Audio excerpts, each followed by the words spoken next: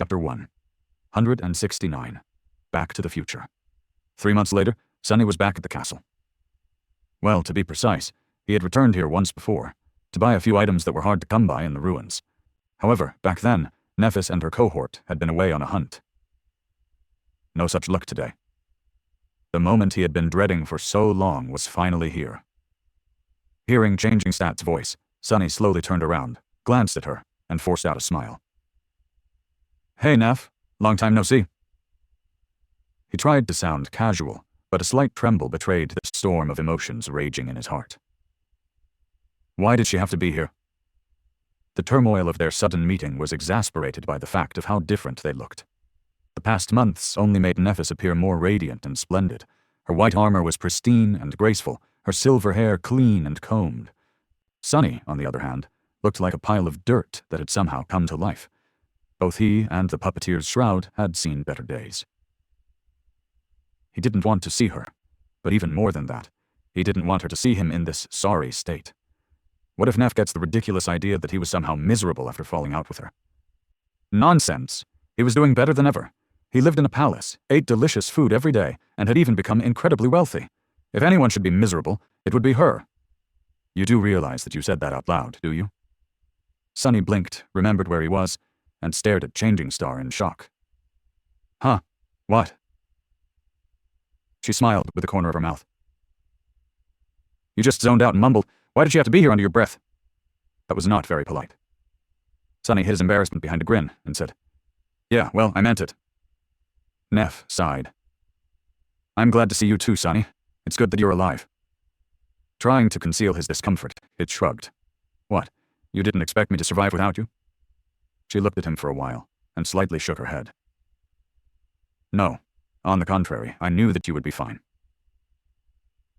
Then she paused for a moment, and added in a flat tone, "After all, a cockroach like you is not easy to kill." Sunny scoffed. "Now who's being impolite?"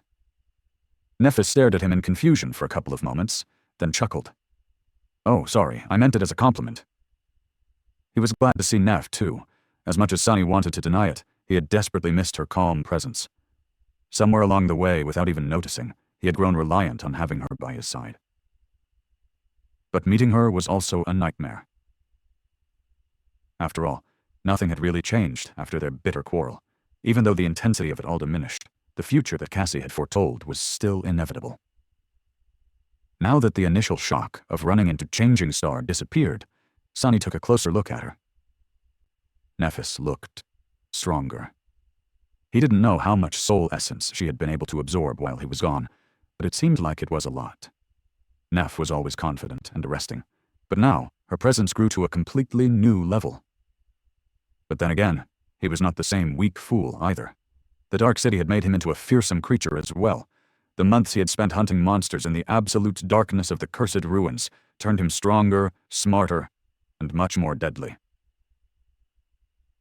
If a little bit insane, Sunny doubted that any human on the Forgotten Shore had killed as many powerful nightmare creatures as he had in the same amount of time. At least not in single combat. Don't go on a tangent and forget where you are again. With a flinch, Sunny realized that he had been silent for a long time. An awkward silence hung between them, threatening to make him look bad. I need to say something, like, how have you been? No, that's a stupid question, and how about... However, before he could speak, Nephis asked, "So, what brings you to the Bright Castle? Are you back?" Startled, he scratched the back of his head and scrambled to find an answer. Oh, just doing some shopping." She blinked. "Shopping? Wait, did that sound weird?" Sunny's eyes widened. "Wait, did I say that out loud again?" He slapped his mouth shut and looked at Changing Star in horror. God damn it. Who knew that a habit of talking to myself would be so detrimental to keeping my dignity intact? On the ground next to him, the shadow was having a swell time basking in his anguish. It was shaking its head and dying laughing. Several seconds later, Sunny was finally able to speak again. Yeah, shopping. I have some soul shards to spare, so I wanted to buy a memory, or few." Nephis looked at him for a while, then said, "I see." Then she turned away and asked, her voice calm and even, as always, "Do you want to go somewhere and talk?" Sunny's heart skipped a bit. He gritted his teeth.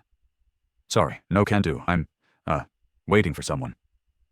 Changing Star lingered for a few moments, then asked, You're hiding in that alley because you're waiting for someone? Who are you waiting for, Sonny? He waved a hand. Oh, a friend. Well, more like an associate, really. An acquaintance.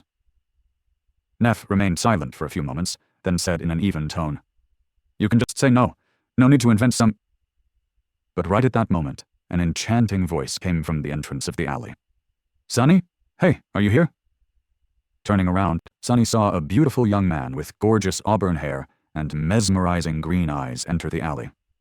He was wearing an armor made out of burnished brown leather and blue silk clothes beneath, all of which fit him perfectly.